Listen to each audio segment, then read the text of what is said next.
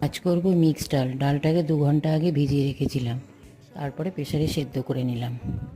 সেদ্ধ হয়ে গেলে অন্যদিকে ঘি দিয়ে দিয়েছি কড়াইয়ে, তেজপাতা, শুকনো লঙ্কা, হিং দিয়ে ভালো করে গরম করে নিলাম। তারপরে আদা দিয়ে দিলাম। হিং থেকে গন্ধ বেরোনোর পরেই আদা দিয়েছি। তারপরে টমেটো দিয়ে দিলাম, ভালো করে নেড়ে চেড়ে নিলাম। হলুদ দিয়ে দিলাম, ওর মধ্যে একটু জিরেও ফোড়ন দিয়েছি। কারি পাতাটা দিতে ভুলে গেছিলাম, প্রথমেই দিতে হয় কারি পাতাটা, পরে দিলাম।